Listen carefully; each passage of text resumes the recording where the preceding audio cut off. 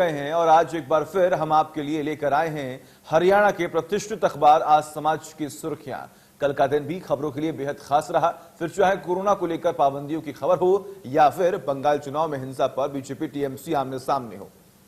इसके अलावा और बड़ी खबरों को आज समाज अखबार ने प्रकाशित किया है। आज समाज अखबार ने कल की बड़ी खबरों को कैसे प्रकाशित किया, इस पर बात करेंगे। सबसे पहले आपको ये बताते हैं कि कल कौन सी ऐसी खबरें रही जो सुर्खियां बनी और जिन्हें आज समाज अखबार ने प्रमुखता से पहले पन्ने पर जगह दी है। तो सबसे पहले आइए बात करते हैं फ्रंट पेज की। आज समाज अखबार ने पहले पन्ने पर हर महत्वपूर्ण खबर को प्रकाशित किया है। सबसे पहले कोरोना की दूसरी लहर में पाबंदियों को लेकर खबर प्रकाशित की है। इसके अलावा बंगाल में चुनाव में टीएमसी बीजेपी का एक दूसरे पर आरोप लगातार जारी है। साथ ही पंजाब सरकार के सोनू सूद को ब्रांच एम्बेसडर बनाए जाने जैसी बड़ी खबरों को भी प्रकाशित किया गया है।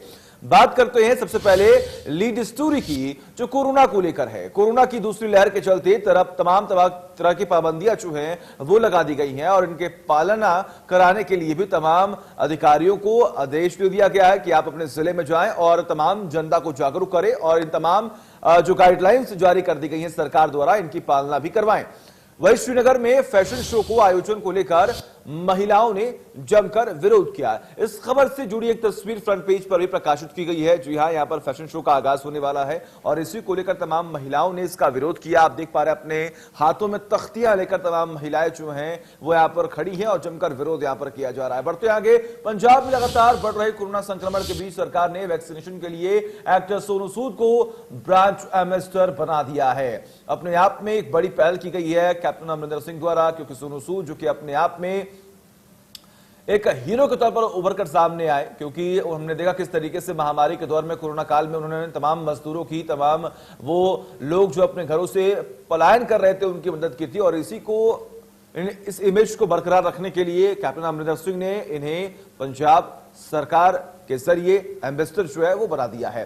बढ़ते आगे, छत्तीसगढ़ में नक्सलियों पर कार्रवाई लगातार जारी है। सुरक्षा बलों ने मुठभेड़ में एक इनामी नक्सली को भी ढेर कर दिया है। आपको ये जानकारी दे कि लगभग कहा जा रहा है कि इसके ऊपर लगभग 1.5 लाख रुपए का इनाम था, लेकिन फिलहाल सुरक्षा कर्मियों को एक बड़ी सफलता हासिल हुई और इस आतंकी को ढेर कर दिया गया। वही ग्रीन हाउस गैसों के ज्यादा उत्सर्जन से हिम तेंदुए और कस्तूरी हिरण के पर खतरे के बादल मंडरा रही हैं। एक रिपोर्ट के मुताबिक अगर जल्द ही जरूरी कदम नहीं उठाए गए तो दुनिया के हिम तेंदुए और कस्तूरी हिरण लुप्त हो सकते हैं। ये अपने आप में एक चिंतित वाली खबर है। हालांकि इस पर भी अब कार्य करना शुरू कर दिया गया है। आदेश दिए गए हैं, इस पर विचार होगा, मंथन होगा और आने वाले वक्त में इस पर भी रोक लगा दी जाएगी। और इसी पर तमाम जानकारी के लिए हमारे साथ हमारे सहयोगी दीपक शर्मा जुड़े हुए। दीपक, अगर बात करें तो लगभग हर बड़ी खबर को पहले पन्ने पर जगह दी गई है। वो कौन कौन सी बड़ी खबरें हैं, चाहे वो कोरोना को लेकर हो, चाहे वो बंगाल में हो रहे चुनाव के बीच में बीजेपी और टीएमसी के बीच में तकरार हो, या फिर अगर हम बात करें तो जो भी कुछ लापरवाही बरती जा रही कोरोना के जरिए, आखिर इन तमाम बड़ी खबरों में क्या कुछ अपडेट है, एक बार प्रकाश डालें।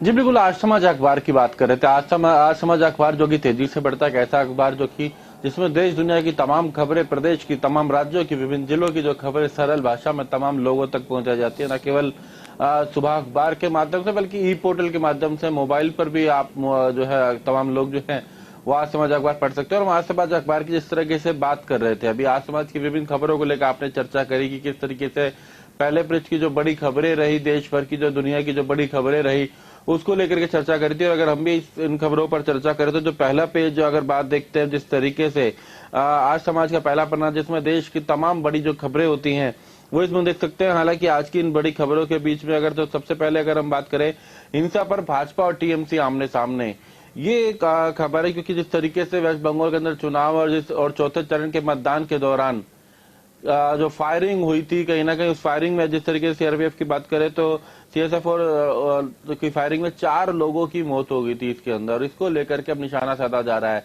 एक तरफ से जो है सीधे तौर से गृह मंत्री अमित शाह ने भी कहा है कि इसके लिए सीधे तो टीएमसी जिम्मेदार है, वेस्ट बंगाल के जो मुख्यमंत्री हैं वो उसके लिए जिम्मेदार है। इसको लेकर के उन्होंने सीधे तौर से निशाना साधा कि वो इसके लिए जिम्मेदार है, किस तरीके से लोगों को वहां उकसाया गया, ये तमाम बातें रखी गई। दूसरी तरफ से टीएमसी की ओर की तरफ से कहा जा रहा है कि भारतीय जनता पार्टी के द्वारा लोगों को उकसाया गया है, वो जिम्मेदार है और उनके द्वारा इस तरीके का कहीं ना कहीं कार्रवाई करवाई जा रही है। तो इसको लेकर एक दूसरे पर निशाना साधा जा रहा है और उसी को लेकर के पूरी खबर है कि किस तरीके से टीएमसी और बीजेपी का जो है कहीं ना कहीं जो वाद विवाद जो था उसको लेकर के अब आमने सामने आ गए और खासकर हिंसा के ऊपर आमने सामने आ गए हैं।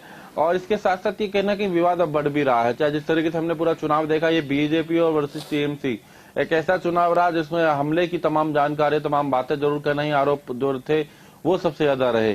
हालांकि अभी 4 चरण का मतदान हुआ है। उसके बाद अगर हम बात करते हैं अगली खबरों पे बात करें तो एक खबर जो चिंता का विषय इन दिनों देश भर में चल रहा है, पूरी दुनिया में चलता है, लेकिन देश में हम बात करें लगातार ये आंकड़ा जो बढ़ रहा है कोरोना का, उससे लेकर के खबर लिखी गई है कि देश पर पाबंदियों का साया। ये देश पर पाबंदियों का साया इसलिए भी कि लगातार कोरोना के मामले बढ़ रहे हैं। हमने शनिवार को देखा कि 1,52,000 मामले 24 घंटों में सामने आए हैं।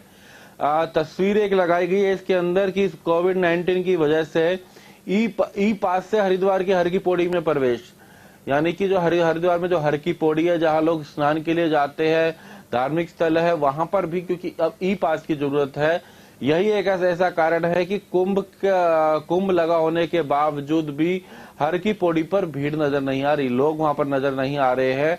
ये हालात वहां पर हो गए। सख्ताई इस तरीके से की गई है हरिद्वार और उसके साथ उत्तराखंड की सीमाओं पर, चाहे लोग जम्मू की तरफ से आ रहे हो, पंजाब की तरफ से आ रहे हो, हरियाणा उत्तर प्रदेश की तरफ से जो लोग आ रहे हो, इतनी सख्ताई की गई है कि लोग वहां तक वही लोग आए जिनको कोई जरूरी काम है। तो इसके चलते एक हर की पौड़ी की एक तस्वीर दिखाई गई जहां सुंदर तरीके से सजाया तो गया है, लेकिन जिस तरीके के कोरोना के मामले हैं केवल ई पास वाले लोगों को आने की अनुमति है। तो ऐसे में वो हर की पौड़ी वो जो क्षेत्र है वो खाली हो। तो इसमें तमाम वो आंकड़े भी दिए गए हैं कि किस तरीके से 1,45,000 मामले जो है शुक्रवार को आते हैं, 1,52,000 मामले शनिवार को आते हैं। इस तरीके से लगातार 1.5 लाख से करीब इससे ज्यादा मामले रविवार को सामने आए हैं। तो ये लगातार ये आंकड़े, और हमने देखा कि किस तरीके से 24 घंटों के अंदर विभिन्न राज्यों के अंदर किस तरीके से बड़े मामले, तमाम जानकारी दी गई। इसके साथ साथ एक और खबर दुखद भी है कि तमिलनाडु में जो कांग्रेस के उम्मीदवार थे, जो श्री विल्लीपुत्र जो सीट है वहां से कांग्रेस के उम्मीदवार थे, उनकी अगर बात करें तो चुनाव मतदान तो हो चुका है। मतदान के बाद अगर जिस तरीके से तमिलनाडु में मतदान के बाद अब उनको अचानक उनको कोविड-19 हो गया था चुनाव प्रचार के दौरान, इस तरह से हुआ था चिंता, और अचानक जो है उनका देहांत हो गया। हालांकि अभी नतीजे सामने आने हैं, वो तो जो है अगले महीने मई में आएंगे, लेकिन अगर जिस तरीके से अगर बात करें तो एक उसको लेकर की जानकारी है कि किस तरीके से एक कांग्रेस के उम्मीदवार को, जो कि चुनाव पूरा प्रचार भी किया, चुनाव लड़ा, और जब चुनाव मतदान हो चुका उसके बाद उनकी अचानक तबियत बिगड़ गई और उनका उसमें देहांत हो गया। ये कोरोना के कारण हुआ, एक वो भी दुखद जानकारी जरूर है। तो ये तमाम जानकारियां हैं। हम इसमें पंजाब की खबर भी देख रहे थे कि पंजाब सरकार ने सोनू सूद को ब्रांड एम्बेसडर बनाया, जिसके बारे में आपने बता रहे थे कि किस तरीके से कोरोना काल में, लॉकडाउन के समय में, जब एक बड़ा संकट पूरी दुनिया में था, देश के अंदर भी बात की जाए तो कई हस्तियां सामने आई थी, कई एनजीओ सामने आई थी। उसी में एक नाम था सोनू सूद, जिसने लोगों को उनके घर पहुंचाने में एक अहम भूमिका निभाई थी। चाहे वो बसें चलाई हो, ट्रेनों के माध्यम से पहुंचाया हो, उनको खाना पहुंचाया हो। तो उसको पंजाब सरकार ने वैक्सीन के लिए अपना ब्रांड एम्बेसडर बनाया ताकि लोग वैक्सीन के प्रति जागरूक हो, ज्यादा से ज्यादा वैक्सीन लगवाए। इसको लेकर सोनू सूद को जो है अपना ब्रांड एम्बेसडर बनाया गया। तो ये तमाम खबरें हैं जो हम पहले पृष्ठ पे देख सकते हैं। इसके साथ और भी कई ऐसी खबरें हैं जो इसके अंदर हम छत्तीसगढ़ के जो सुरक्षा बलों में 1 लाख के इनामी नक्सली को मार गिराया है, ये तमाम जानकारी हम पहले पृष्ठ पर देख सकते हैं। जी ठीक है, बिल्कुल, लगातार बने रहिए हमारे साथ, तमाम अपडेट्स हम आपसे लेते रहेंगे दीपक। और अब आगे बढ़ते हैं और बात करते हैं तीसरे पन्ने की, यानी कि वो पन्ना जो हरियाणा की बड़ी खबरों को प्रमुखता से जगह दी जाती है। आज समाज अखबार ने आज भी हरियाणा के पन्ने पर प्रदेश की हर महत्वपूर्ण खबर को जगह दी है। बात चाहे कोरोना से होने वाली मौत की खबर हो या फिर बीजेपी प्रदेश अध्यक्ष के खिलाफ किसानों का गुस्सा, ऐसी सभी बड़ी खबरों को प्रकाशित किया गया है।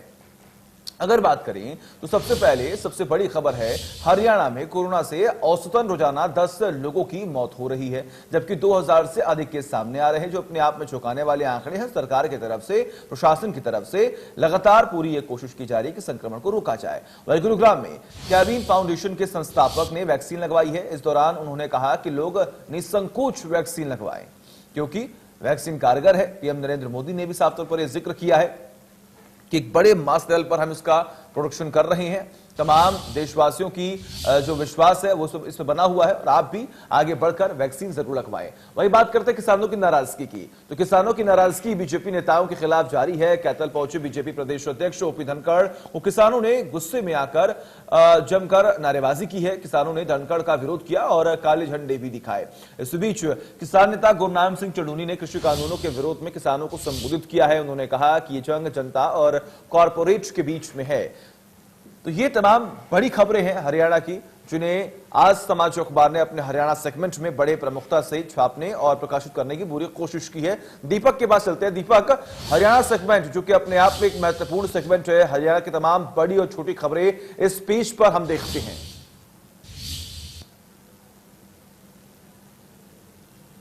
जी बिल्कुल, अभी तक क्योंकि इससे पहले हम पहले पेज की बात कर रहे थे जिसमें देश दुनिया की तमाम बड़ी खबरें, विभिन्न राज्यों की बड़ी खबरें होती है। अब हम बात कर रहे हैं पेज नंबर 3 की, जिसमें आपने तमाम सुर्खियों का बताया कि पेज नंबर 3, क्योंकि पेज नंबर 3 की बात की जाए तो तीसरा पन्ना जो आज समाज का है वो हरियाणा का है, यानी राज्यों के विभिन्न जिलों की जो खबरें होती हैं। इसी तरीके से पेज नंबर 4 जो कि पंजाब का होता है, जिसमें पंजाब के विभिन्न जिलों की खबरें होती है। तो हम पेज नंबर 3 की बात कर रहे हैं हरियाणा की। आपने कई खबरों के आपने तमाम हेडिंग्स भी बताई। जिस तरीके से हम बात कर रहे थे कोरोना काल में, ये डॉक्टर रविंद्र मलिक है, उनकी ये खबर इसके अंदर प्रकाशित की गई है। इसमें लिखा गया है कि अप्रैल के महीने में औसतन रोज 10 लोगों की मौत हो रही है और तकरीबन 2224 जो है कोरोना के जो मामले हैं वो लगातार सामने आ रहे हैं। एक चिंता का विषय है प्रदेश के अंदर विभिन्न जिलों के अंदर। लेकिन इसके साथ साथ एक और कॉलम अलग एक लगाया गया, चिंता का विषय भी है इस खबर पर, कि ये आंकड़ा 2400 का एक आंकड़ा है कि प्रतिदिन इतने मामले सामने आ रहे हैं, 2400 के करीब, और 10 लोगों की प्रतिदिन एक मौत हो रही है प्रदेश के अंदर आंकड़ा है। लेकिन रविवार को ये आंकड़ा उससे भी कई ज्यादा पार हो गया। रविवार की अगर बात की जाए तो प्रदेश के अंदर 3440 मामले सामने आए हैं। जो इस खबर में लिखा गया है कि 3440, और हमने देखा भी कि 3440 मामले सामने आए प्रदेश के अंदर। चिंता का विषय है, जिसमें 16 लोगों का अगर बात करें तो मौत हुई है, 16 लोगों की निधन होना, ये भी एक दुखद बहुत खबर है। जो लोग कोरोना काल में जो कहीं ना कहीं उनकी हालत ज्यादा बिगड़ गई और उनकी इसके अंदर मृत्यु हुई, तो ये थोड़ा, जिसपे हम आंकड़ों की भी बात करें तो तमाम आंकड़े दिए गए हैं। इसमें सबसे पहले चिंताजनक गुरुग्राम की बात है, 1084 मामले सामने आना, ये इसके अंदर आंकड़े दिए गए गुरुग्राम के अंदर। फरीदाबाद में 445 मामले सामने आए थे, सोनीपत में 155, हिसार में 177, अंबाला में 183, करनाल में 264, पानीपत में 110 मामले सामने आए, कुरुक्षेत्र में 194 मामले सामने। तो ये तमाम जानकारियां हैं कुल इसमें जिस तरीके से बताया गया कि लगातार इस तरीके से मामले सामने आ रहे हैं, ये एक चिंता का विषय है। लेकिन इसके अंदर एक बार बार जरूर है, जो इस खबर में भी कहा गया है, इन आंकड़ों को देखकर घबराना नहीं है, बल्कि इन आंकड़ों पर के बाद चिंता इस बात की करनी है कि कैसे सावधानी बरते। इन आंकड़ों से घबराने की नहीं कि प्रदेश में क्या हो रहा है, देश में क्या हो रहा है, बल्कि लोगों को सावधानी बरतनी है। इस खबर का उद्देश्य यह है कि आप अभी भी जिस तरीके से मामले बढ़ रहे हैं, लोगों को एहतियात बरतना है, जरूरी काम हो तो जरूर बाहर जाएं, अन्यथा कोशिश करें कि भीड़ भाड़ में ना जाएं, सोशल डिस्टेंसिंग का ध्यान रखें। ये तमाम जानकारियां इस खबर में दी गई हैं कि घबराए नहीं, सावधानी बरतें। ये इसके तमाम आंकड़े दिए गए हैं कि इसके लिए लोगों को इसके लिए सावधानी कैसे बरतें, इसके लिए सोचना है। तो ये इस खबर के अंदर तमाम जानकारी जो डॉक्टर रविंद्र मलिक है उनकी खबर है, ये इसमें हमने देखी थी। इसके साथ साथ इसी तरीके से नीचे एक और खबर भी है कि कैनविन फाउंडेशन के द्वारा एक कैंप लगाया गया, उसमें ये कहा गया है कि निसंकोच होकर के लगवाए कोरोना वैक्सीन। यही एक संदेश कहा जा रहा है कि जब तक इसकी लड़ाई लड़े, जब तक कि पूरी तरीके से ये खत्म ना हो जाए। और अभी दो ही तरीके हैं, एक तो जो उम्र के अनुसार कोरोना की वैक्सीन लगवाई जा रही है तो वो वैक्सीन लगवाई जाए, इसके अलावा सावधानी बरती जाए। वैक्सीन लगाने के बाद भी सावधानी बरतने की कुछ दिनों तक तो जरूर जरूरत पड़ती है। तो ये तमाम ये इस खबर के अंदर हम देख सकते हैं। उसके बाद जिस तरीके से चर्चा की जा रही थी नरेश भारद्वाज, जो उनकी एक खबर है कि किसानों ने भाजपा प्रदेश अध्यक्ष ओम प्रकाश धनखड़ का विरोध किया, काले झंडे दिखाए। हालांकि इसको लेकर के तमाम लोगों ने, विपक्षी दलों ने, तमाम राजनीतिक दलों ने भी इस खबर को कहा कि ये कहीं ना कहीं ऐसा निंदनीय है, इस तरीके का विरोध नहीं होना चाहिए। लेकिन रविवार को कैथल में बीजेपी प्रदेश अध्यक्ष ओम प्रकाश धनखड़ का विरोध हुआ था। वो एक कार्यक्रम में गए थे, लेकिन किसानों के द्वारा किसान कहा जा रहा है। हालांकि ये भी कहा गया कि वो विपक्षी दल थे, के कुछ समर्थक थे। ये तमाम आरोप प्रत्यारोप का दौर भी चला। तो ये खबर के अंदर प्रकाशित की गई कि किस तरीके से विरोध किया गया, पुलिस को कंट्रोल करना पड़ा, ये तमाम जानकारी है। और उसके साथ साथ नीचे गुरनाम सिंह चढ़ूनी की एक खबर है कि कॉर्पोरेट और जनता के बीच में जंग है। ये गुरनाम सिंह चढ़ूनी का कहना है कि जो लड़ाई चल रही है, जो किसानों का जो मुद्दा चल रहा है, ये किसी राजनीतिक दल के बीच में नहीं है, ये किसी सरकार के नहीं। आज के समय में राजनीतिक दल और सरकार जो है वो एक कॉर्पोरेट घराने के साथ है। तो ऐसे में कॉर्पोरेट घराना और जनता के बीच में एक जंग चल रही है, लोगों के बीच एक जंग चल रही है, एक अपने हकों को लेकर के। उन्होंने गुरनाम सिंह चौधरी ने ये अपना बयान दिया जिसको लेकर के ये खबर प्रकाशित की गई है। जी ठीक है, बिल्कुल दीपक, आपका बहुत बहुत शुक्रिया तमाम जानकारी के लिए। लगातार नजर आप बनाए रखिएगा, तमाम अपडेट्स हम आपसे लेते रहेंगे। और वक्त एक छोटे से ब्रेक का, लेकिन अगर आप देश दुनिया की और हरियाणा की हर बड़ी खबरों को विस्तार से पढ़ना चाहते हैं तो आज समाज अखबार डिजिटल रूप से आपके मोबाइल में भी उपलब्ध है, जिससे आप आज समाज अखबार के ई पेपर को पढ़ सकते हैं। इसके लिए आपको आज समाज अखबार की वेबसाइट पर जाना होगा। साथ ही आपको यह भी बता दें कि आज समाज अखबार अब हर जिले का संस्करण भी प्रकाशित करता है। आप अपने जिले की खबरों को ऑनलाइन भी पढ़ सकते हैं। नमस्कार।